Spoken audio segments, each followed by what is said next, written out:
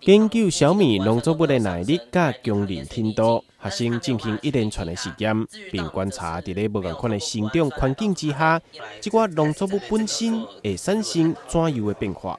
那在我们的实验里面，我们发现到在盐害逆境下，小米比稻米有更好的耐受性，而原因有以下几点。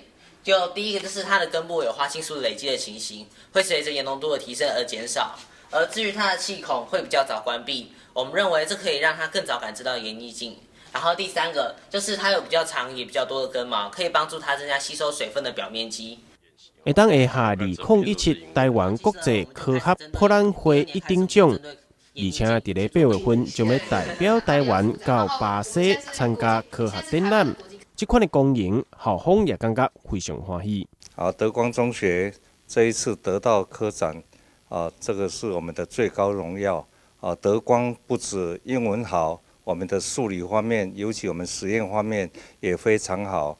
这一次从台南市的比赛到全国的比赛，一直到我们国际的甄选，我们终于拿到我们可以到巴西去参加国际博览会，这是我们最大的光荣。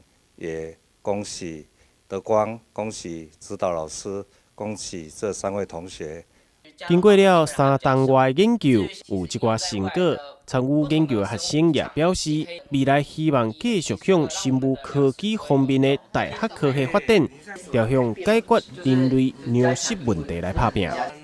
台南新闻网只好采访报道。